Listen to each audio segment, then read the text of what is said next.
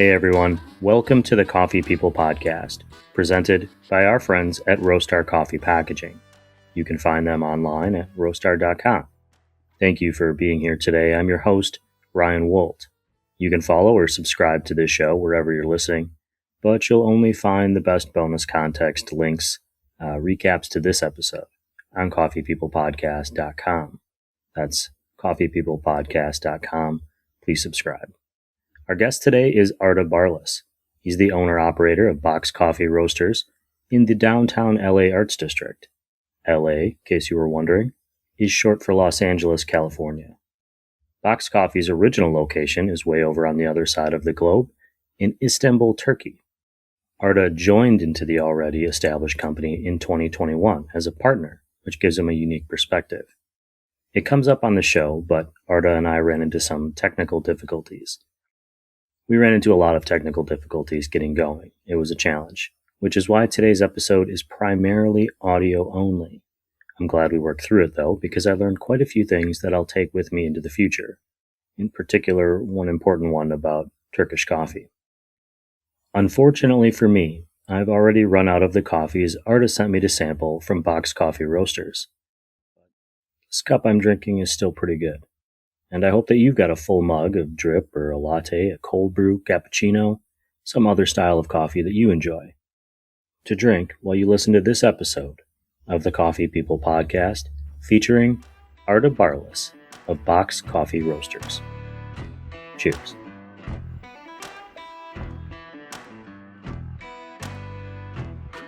I'm Arda. I'm from Boxx Coffee Roasters. One of the owners. What I do changes very much based on the day. Yesterday, I was in CES in Vegas with a new coffee robotics sort of company. Then I drove back to LA this morning. I was in LA 3:30 a.m. 9 a.m. I was in city of Vernon to get permits for our new roastery. So what I do changes so much during the day. I can't even keep up. Yeah. I was just thinking you and I are talking about 1 year after the Palisades fire. And I know that's been, people talking a lot about what that impact that had on Angelenos today. I think LA has had a pretty rough, I'm going to say not one, but 2-3 years back to back. Mm-hmm. Like maybe it's same for every city just because we live here. We feel certain things a little bit more deeply, obviously. That's been catch up all the time, but last year, fire was a pretty rough event for everyone involved. So many people lost their homes, their lifestyle for some of them, and it really affected, well, let alone city, those people. Certainly. And it gives me, I only bring it up to just kind of comment on how coffee is one of those things. Having a cup of coffee makes people feel normal after a rough event, after something bad happens. Yeah. It's one of those daily things that we do. And I'm hopeful that people in Los Angeles are able to enjoy a cup of coffee today and maybe get a little bit of a break from The some of world we live in. We all need a little bit of a break Yeah. every now and again. Well, I appreciate you being here, Arda, and I also appreciate I have some coffee bags here. There's no coffee left. You sent me some coffee a while back. I finished all of it. Well, we can always arrange some more. That wouldn't be a problem. I have some comments I'll share on the show here in a bit about it. But All I'm right. wondering, could you give us some background on who you are and how you ended up in Los Angeles? Where'd you come? Where are you from? I'm from Ankara, Turkey. I came over in 2017. I wasn't gonna do coffee at all. At 2017, I wasn't even interested in coffee. I didn't know anything about coffee. Most people, I think, find themselves in coffee, specialty coffee. They go, they sip a cup, they're blown away. That sort of pushes them into coffee. I was one of those guys. My friends would go to these. I'm still saying that, to these third wave shops, specialty shops. I'm like, it's the same thing. What is the point? I was that guy. So 2017, I moved here. I was about to do something else in food and beverage. That didn't pan out. So we were thinking coffee because when you look at it, from outside as a business compared to other food and beverage businesses, what you think from outside is, okay, coffee, um, shorter hours, fewer people, easier to. So let's start there. That's the that's the first thinking. It That didn't sounds pan like out that way. somebody who worked in a bar or a nightclub at some point. Well, that was my first food and beverage education. So you are correct. So the issue is I don't know anything. So all my connections are at that point because this is just 6 months in from me moving here. Still, most of my connections are back in Turkey. So I found this SCA authorized training center and went to my first barista training. And my first day, I don't forget this. I go there. I ask the guy. We are chatting before the lessons, and he asked me, "Oh, what kind of coffee would you like to make you a pour?" I'm like, "Yeah, sure. I don't know what a pour is, but sounds cool. Yeah, why not?" He makes me a natural process Ethiopia from Yirgacheffe region Kokya washing station. And because I don't drink coffee at that time, I just ask, "Hey, is there any milk and sugar?" So this is quite formative, and I still use this trick. He goes, "Yeah, sure. You take a sip, and I'll grab the milk and sugar." So he gives the initiative for me to taste as opposed to saying taste and decide. He's like leaving the freedom of tasting to me, which then pushes you to taste anyways. So I tasted it and I was blown away. This isn't coffee. This is just fruit juice. So that in that moment, I mean, I went into coffee from a business side, then delved into the specialty side. Most people just drink that coffee and get into coffee. I was getting into coffee, but that formative experience kind of pushed me into specialty coffee and down this rabbit hole of just chasing better coffees. That first Ethiopia washed is a lot of people's first thing that they go, this doesn't make For, sense for, to my brain. and for me, and it was a Natural, excuse me, natural sorry. process. Yes. But those fruit flavors in Ethiopia coffees, a lot of people, it confuses them when they first try Yeah. it. It's a story I've heard before. You're from Turkey, from Hmm. Ankara. Turkish coffee is been around a lot longer than our specialty coffee Yeah. wave that we've been doing. Were you a Turkish coffee drinker back home, or was this still kind of something new to you as you came into Los Angeles? Not to most people that drink Turkish coffee. So I'm one of those people in Turkey who drink Turkish coffee with sugar. Because the reason for that is what we did to Turkish coffee, and I learned this obviously, after I started to get my education, chase specialty coffee. What we did to Turkish coffee post 1950s is pretty much the same thing Folgers did to filtered coffee in America. Commercialization of coffee. So in, what used to happen was, and Turkey, in terms of its city layout and zoning, is more European than American. So you will have a lot, especially, I mean, not American, but more European than West Coast American, let's say. You would have corner grocery stores, corner snack stores, just stores all around. Now, those in Turkey, there's a specific store type for nuts and dried fruits. Most of those shops have a small roaster for nuts and a grinder. So this is pre 1950s. So as a house user, you would get your coffee freshly roasted. Maybe it's not specialty, but roasted. And in that case, ground at least in 2 weeks or so. So you would get the coffee, you would finish it. Yes, it's ground at the shop, but you would still finish it in 2 weeks. Well, post 1950s, commercialization starts, and you start to get bigger grocery stores. You start to get ground coffee, pre-packaged. God knows how long ago. Uh, and the coffee quality also declines because historically it's only imported from Yemen and Ethiopia. But post 1950s, globalization affects Turkey as well, and they start to buy from Brazil. That means no one buys from Brazil, and start to roast them, grind them, bag them, grocery store. So this declines the quality, but obviously increases convenience massively. So that's the coffee I'm used to when you say Turkish coffee. Sure. And that's not a nice coffee. That's a good point, because when I think of Turkish coffee, all of my Turkish coffee experiences have been with kind of very craft forward, traditional, historically Turkish here in the United States. Mhm. I have not been, unfortunately, yet. But I'm thinking about, using the brewing with the hot sand and heating up the water that way, and the whole process. So I'm gonna make a note about that. Yeah, The please. scent thing. Yeah, not a thing. Like, is Not that a thing. It drives me up the wall. The scent thing. So it even Arabia, I would suspect it would not get that hot that you can brew on scent. Maybe certain times of year, but definitely not all around the year. The historic way, if you're looking for a historic way, is if you were to cook with coal, after your dinner is finished, when you have embers of the coal, that's the historic way. Like if you're looking for any historic way to brew.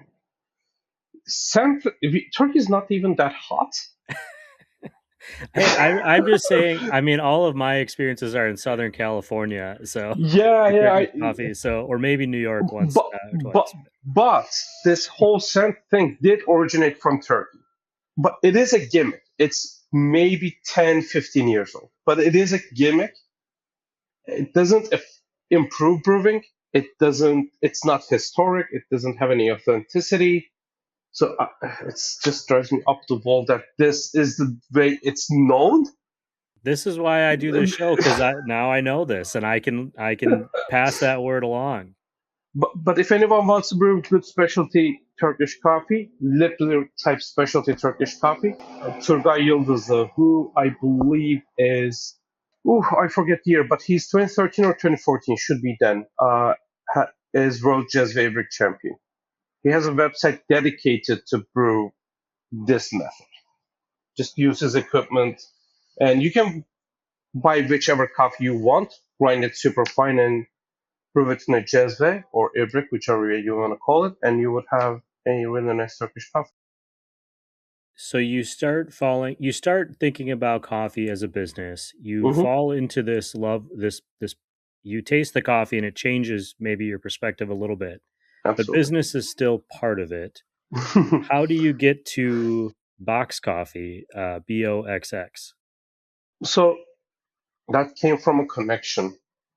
Essentially, a family friend knew a family friend of Boxx, and it's kind of the setup marriages sort of thing. That's the first. That's the best way I can describe how it started. Not how it's going, but how it started.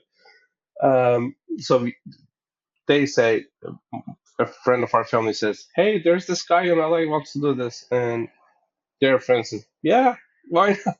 So we meet up in LA, and I showed Mert, who's one of our founders. Mert and Altu are the founders of Boxx. I came in later as a partner. It is a partnership, but they have started it in Turkey. So Mert came into LA, and we did a coffee tour together, and that was to understand, okay, do our visions and personality align?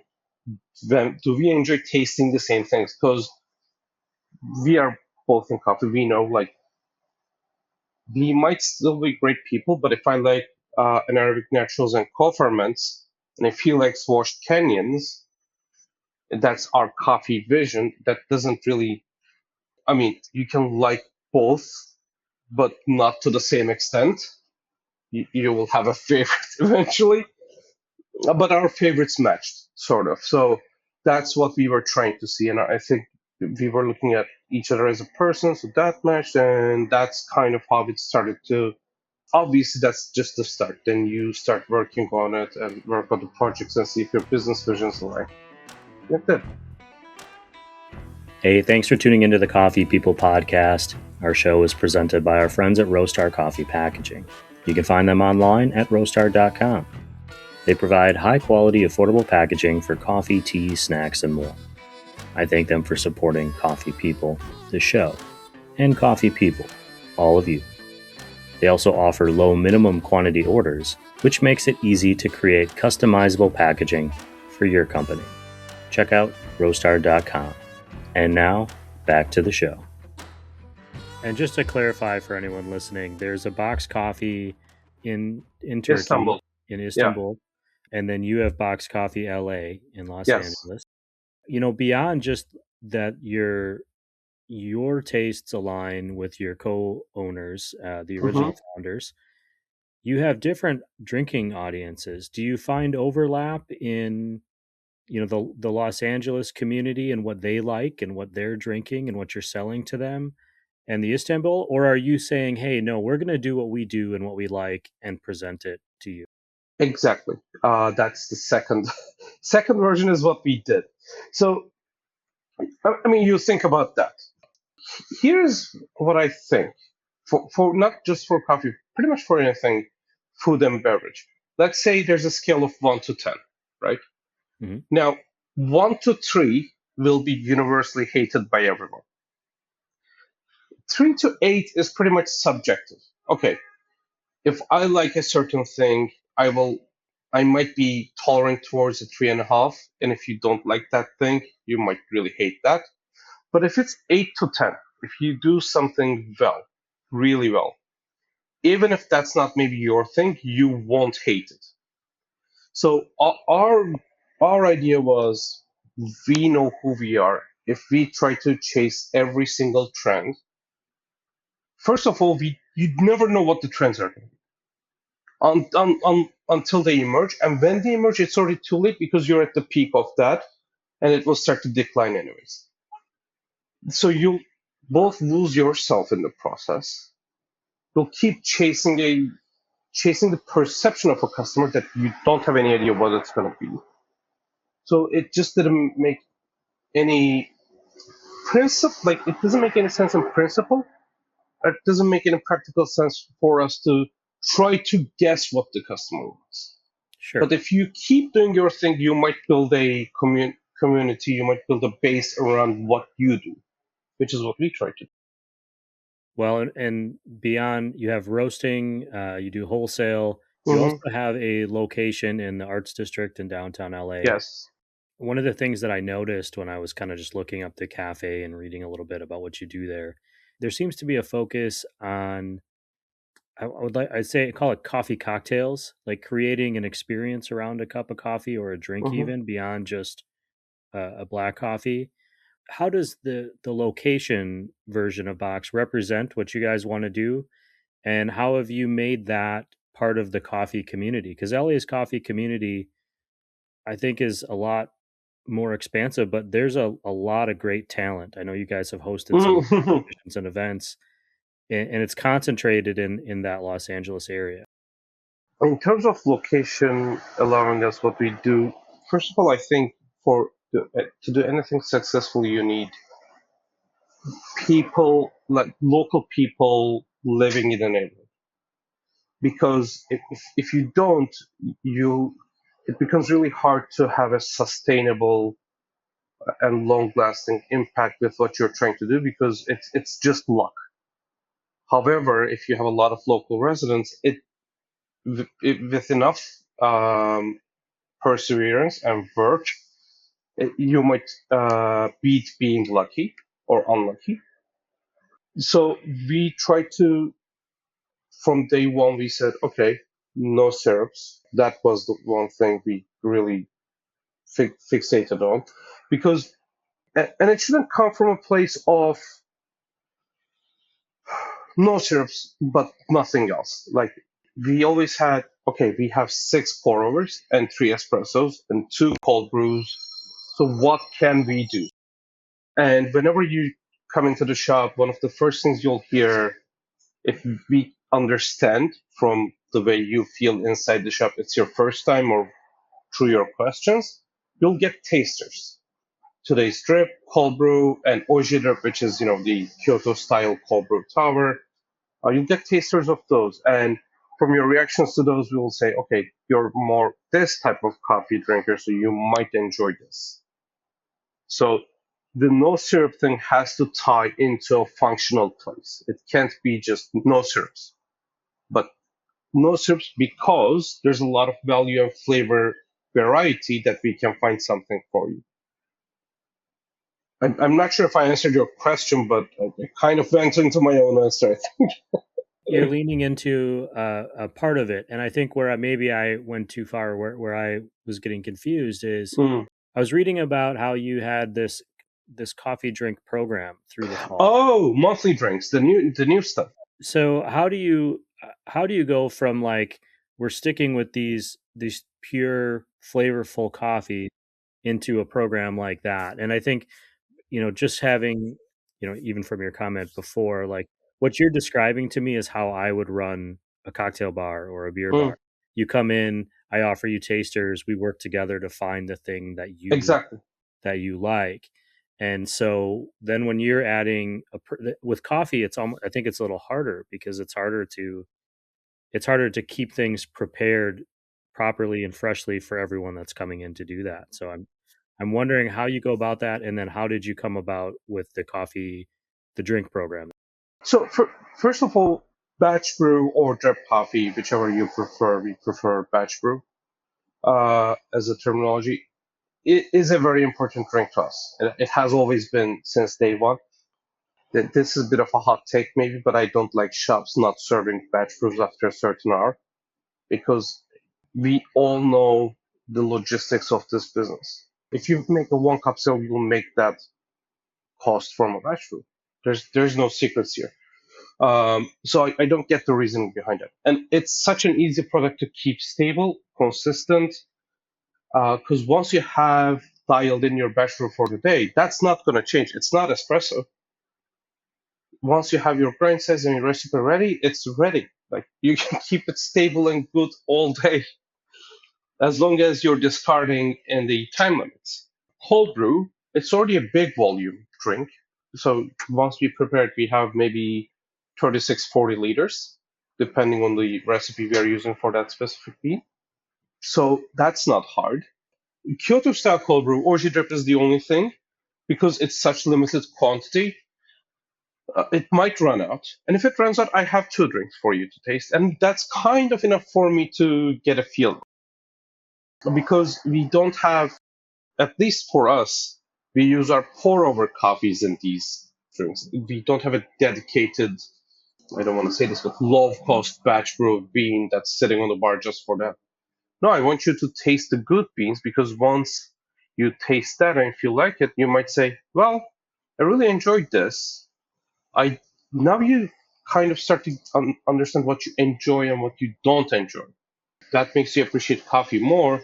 And next time you see something on a pour-over menu, now you might be willing to spend a little bit as well because now you know what you like. So I think it's worth the investment keeping those products good and consistent. To your signature drinks thing question, how did we come up with that? We first started thinking about this last year. I had my first ever vacation last year. As I was on my vacation, and we never had that signature drink menu because signature drink menu inherently, like implicitly means syrups. And we were like, well, we don't do syrups, so we don't have a signature drink menu. But as I was having that vacation, I started to think, well, does it have to mean syrups? Maybe it doesn't have to. Maybe we can do other things. Maybe we can play with temperature. Maybe we can play with presentation. Maybe we can play with texture, or kind of deceive people into something is a thing that it's not. So we have something we are playing with color coming up. The first drink we made was quite simple. It was a affogato without any sugar. So we tried to see if we can make sugar-free ice cream, which we did. The second drink I think we put over was it's called Novocaine, but it's basically the method is from Chris Young, who worked at the Fat Duck in Bray, United Kingdom, under Heston Blumenthal. They had this tea, which was two temperatures. So in the same cup, you would get a hot side and a cold side, and you would drink both sides at the same time. Now, it sounds ridiculous because liquids mix, but if you use gelling agents, which are not flavored, well, now you haven't played with the coffee's taste, but you have played with its viscosity. So we did a coffee version of that tea drink. This month we have something called Crimson Eye. In that came from Dalgona coffee first. I hated Dalgona coffee as a drink because of how much sugar was in it, but I loved how it looked. So we were chatting, can we do this? Like, what would the texture be like? Then we started thinking, can we make a foam? And that kind of made us do an espresso foam. Once we did it, we didn't know what to do with it for a second. I had a batch where I was sipping, or did Brandon had some batch? Anyway, someone had a batch where they were sipping. They just put the espresso on top of that. We saw it didn't mix. So some things you find out by a little bit of a. I mean, we knew it wouldn't mix. Go for it. Do you think, I'm listening to you talk, I think it's a challenge to come up with a coffee cocktail that is not involving syrup type flavoring, even if it's homemade or whatever it is. Yeah. Do you think of yourself as being creative?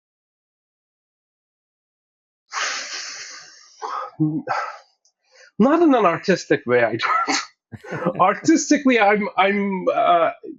lack so much depth. Like, I'm just being honest. Like, I can't imagine myself doing any painting. Sucked at my arts classes. Like, consistently, it was a bad class for me. Sorry, someone is making some noise outside. That was a bad subject for me. But I think I'm creative at finding solutions. That's what I feel more creative about. Well, that's a great trait to have if you are an entrepreneur, if you are a business person. What made you think you were the right person for this particular opportunity? I mean, if it was a arranged business partnership, at least in the beginning, you had to want to do it too, as much as they had to want you to be the right person. So what made you think this was the right thing? This is what I want to do moving forward. So the best way to answer that question is I didn't, because I realized this last year. I was on my when I was on my break. I went to visit some high school friends, and one of my friends asked me. She asked, "What? How did you prepare yourself for like this not being good or it might fail?" I'm like, I didn't. I just never thought about that part. I just thought about what could work. And by the way, you should definitely prepare for all scenarios. This is not a good way to do, but I just didn't. I was like, why not? That was my mind. I just never even imagined it. So I don't know. That's really interesting. I think, I mean, that's where no one listening should say that their best advice is not to consider that situation. No, it's not a good advice. But if you don't, or at least in your case, it may have helped you a little bit just keep pushing forward because you didn't see that as an option. Yeah, I mean, what are you gonna do? You can't just be like, well, I guess like this, because if you think you can't really like be- whatever happens, you can't go like, well, that's it. This is enough. No, you can. There's always some new stuff to do and some new stuff to try, I think. Well, you guys launched the Los Angeles version of the cafe in 2021, which was a interesting year for anyone in hospitality and in coffee. The pandemic was rising and still confusing. Nobody knew what to expect. How Yeah. did that change your business plan and your launch? And did you ever think about postponing?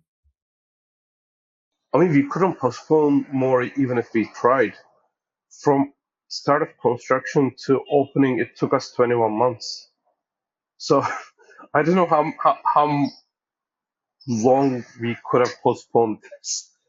We were supposed to, so there was a period we could have been open almost right before pandemic. Like we were having hiring interviews based on the feedback we got from the city. Then, anyways, other inspections, because inspectors changed in that time. All the inspectors we had for the project changed when city reopened and started their thing.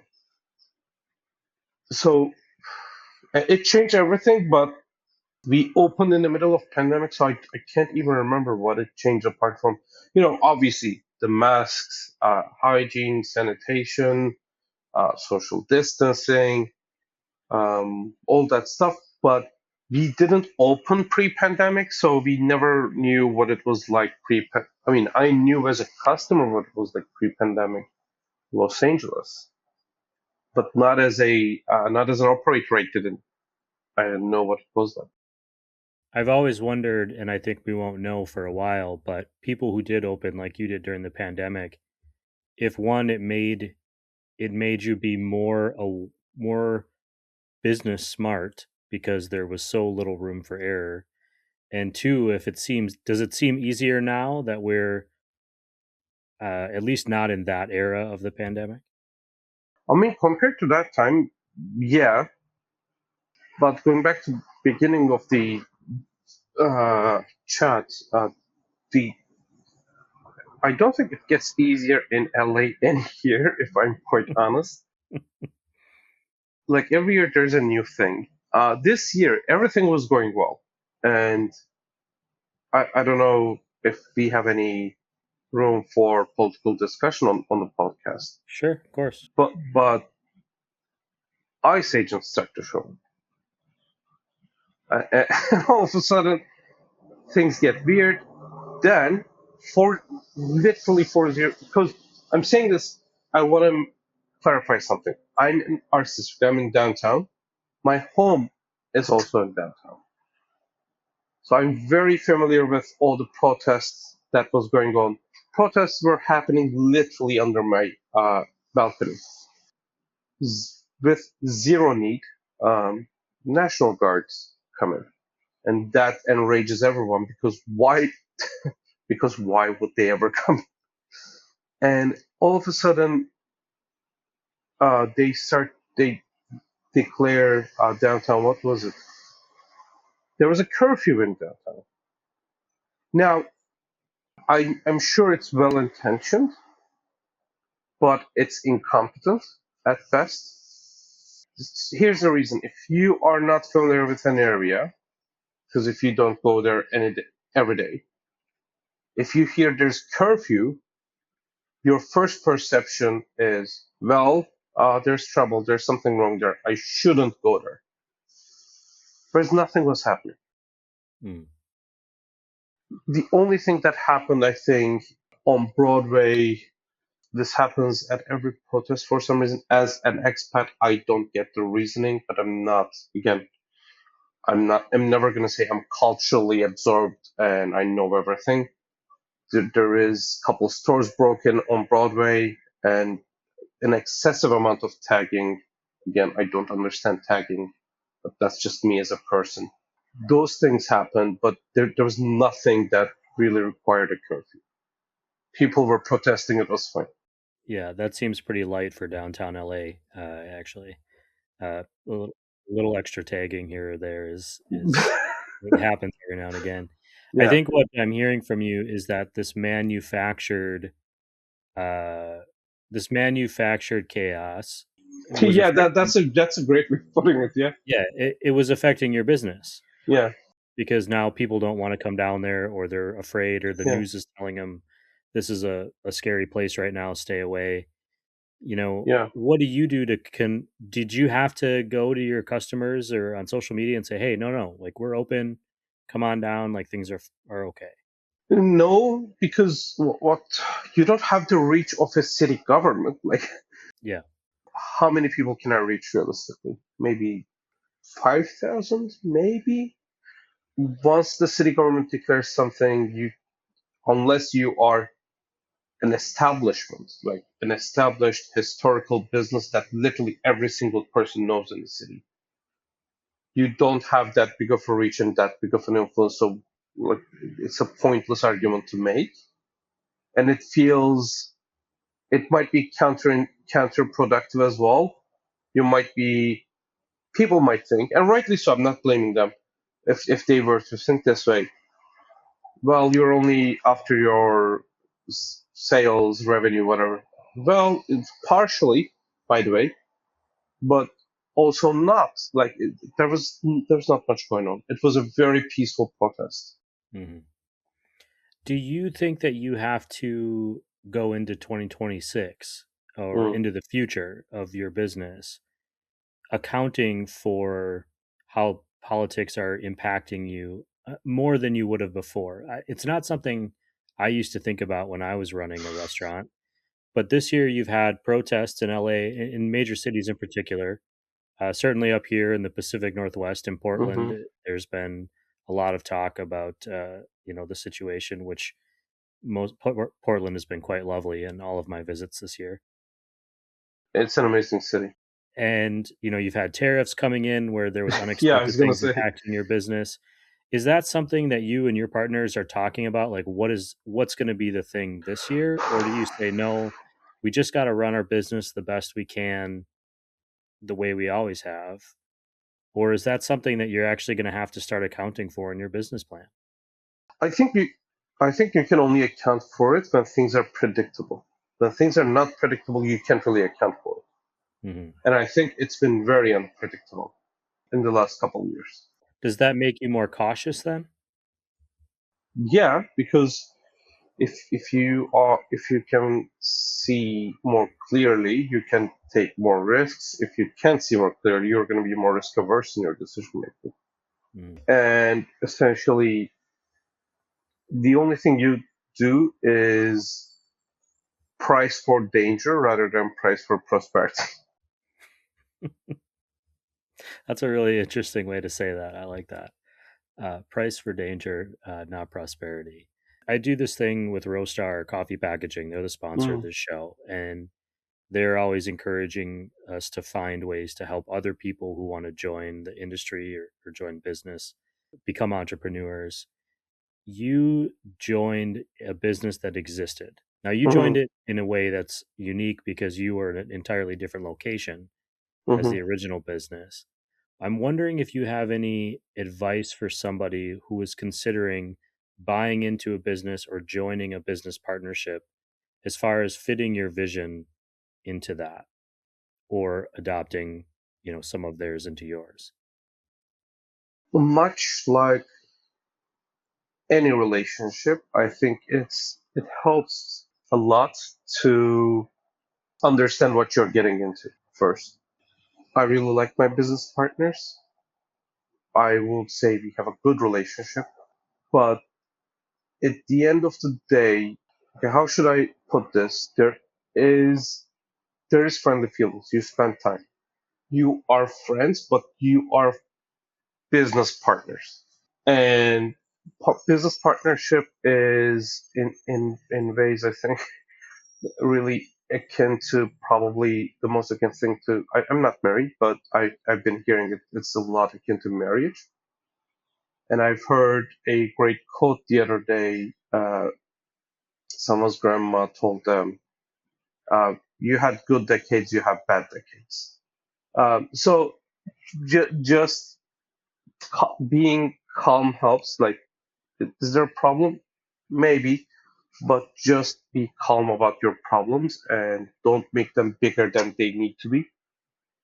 And just don't lose respect for the person across you just because you have a disagreement about a certain issue. Once you understand that you have a disagreement about issue and not the person, it becomes a lot easier to navigate because you can again calm yourself down, go to your separate rooms, come back and say, okay, it's not a personality conflict, or even if it's a personality conflict, it's about this issue. It's not about the whole white picture we are building. It's what is the disagreement about? It's about this. So let's solve this. Now you don't have to agree, sometimes an issue is more important to someone than than it is to the other person. I read Unreasonable Hospitality pretty religiously, and if you read it, you know about this. There's a part Will Guidara talks about that too. The phrase they use is "It's important to me." You've got to be able to say, "This is important to me," and I think if you have mutual respect, then it's going to get solved. That's a good way of approaching it. I've never been very good at giving up control myself. And so I wish I would have had that advice a few times in the past. I mentioned the coffee you sent me. There's a couple of Ethiopias and Ecuadorian. This Ecuadorian coffee, Finca La Carolina, is my Yeah. favorite of the three.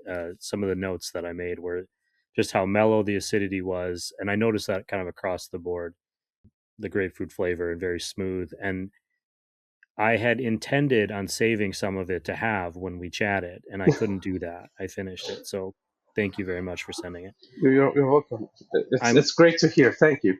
I'm wondering, when you think about coffee or when you're out just enjoying coffee in a Mm, different city or on vacation, what do you think of what makes a coffee good for you?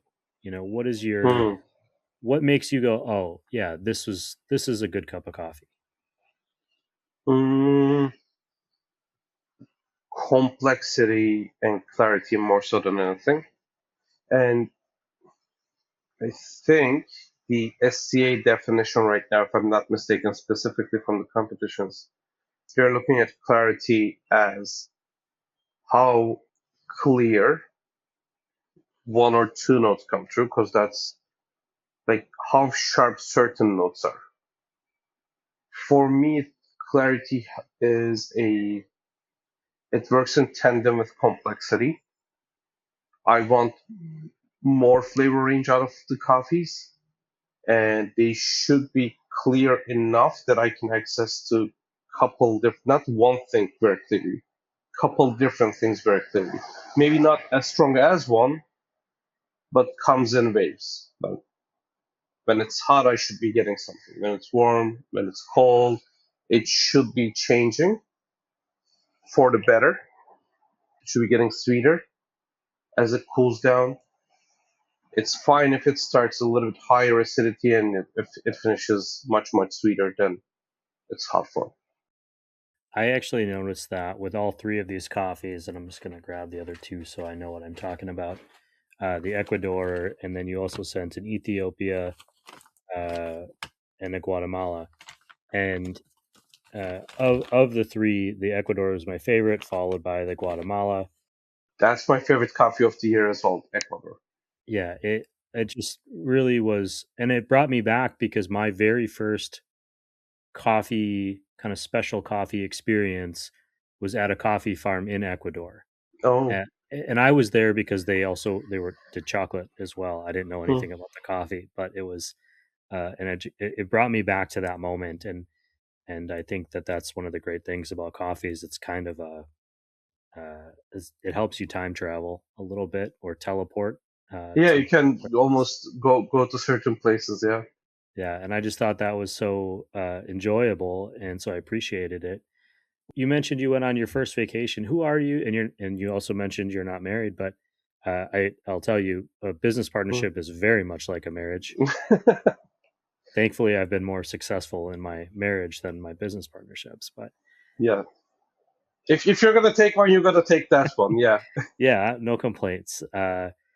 Who are you outside of work? Do you do anything besides focus on this business, or what's your life like?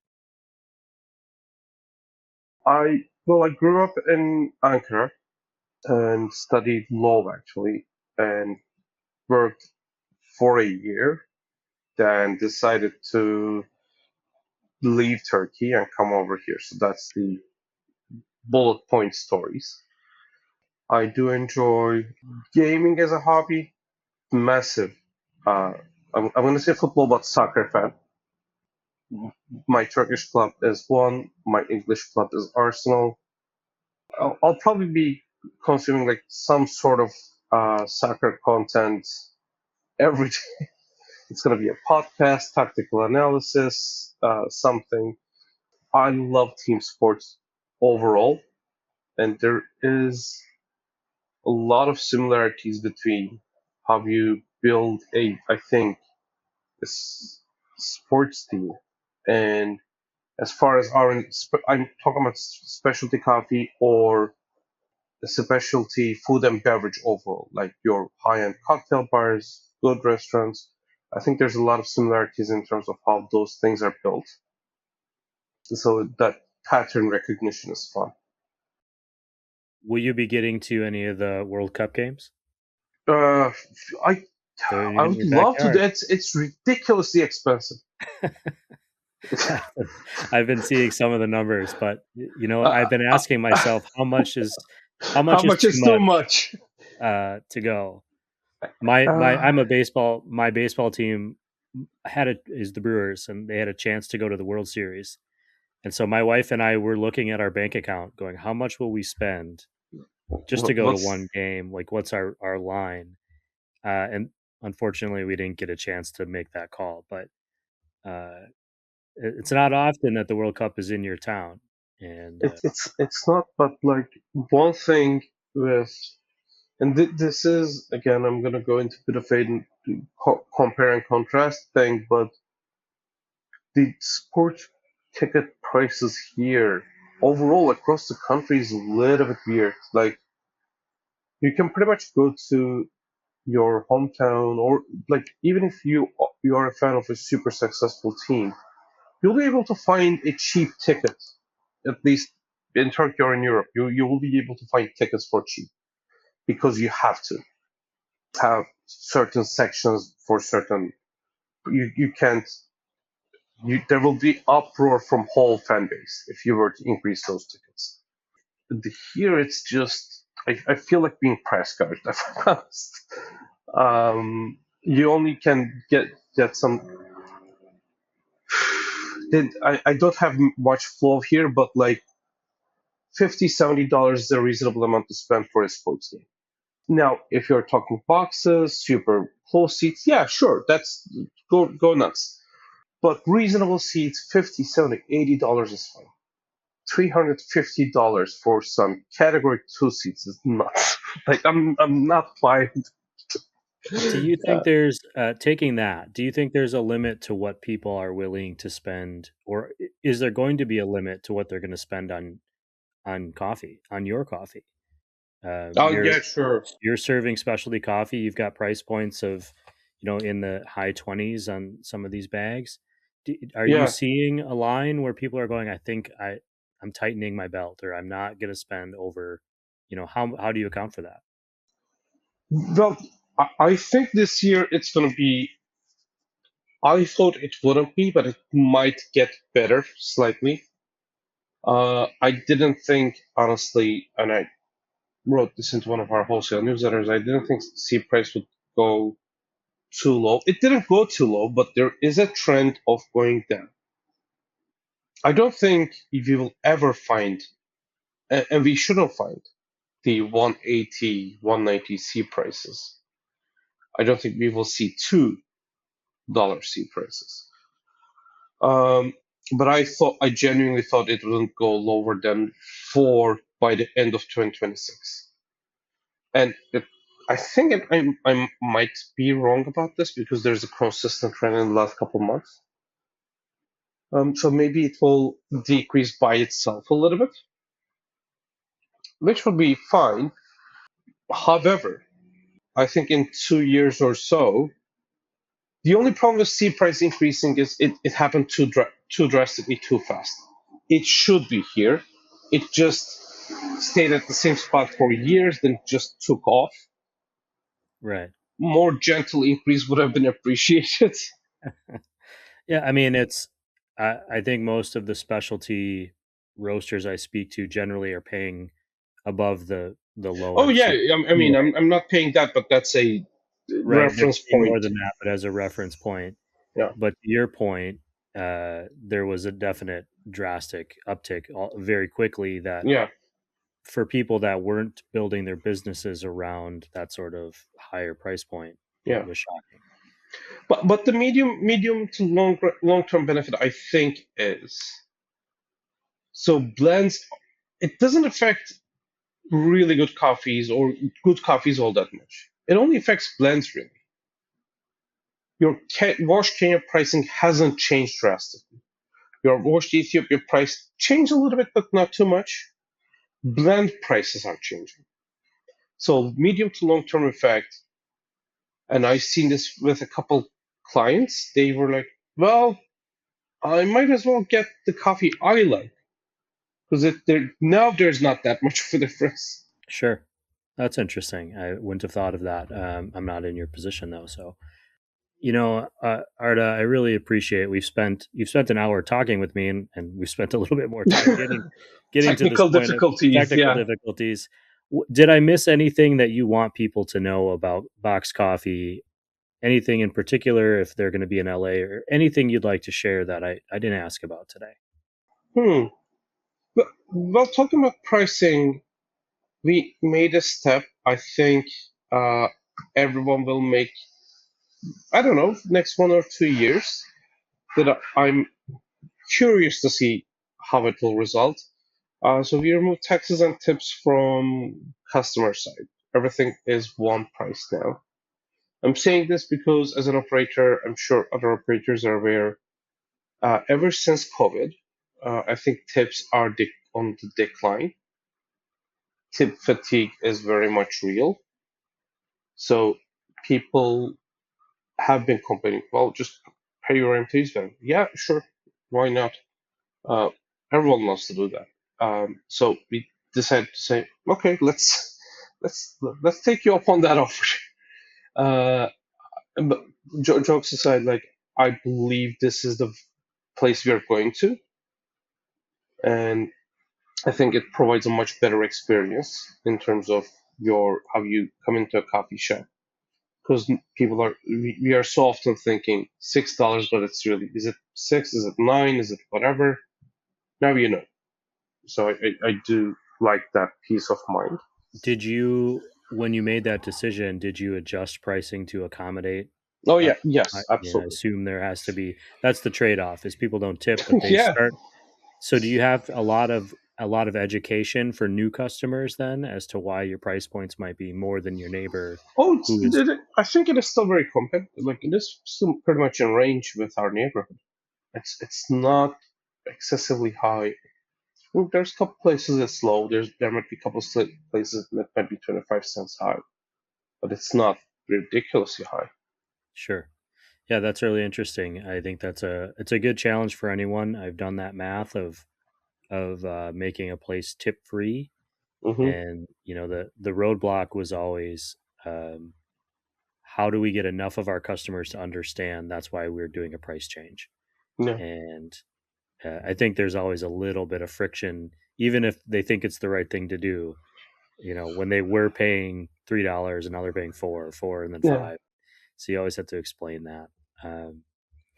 I really just appreciate the time that we've spent, and we'll share the links to boxcoffee.la at the top of the show as well. Thank you so much for being here, Arda. I just I can't thank you enough. Ryan, thank you very much for putting up with me while I try to sort out the technical difficulties and sharing this conversation with you. It was a lot of fun.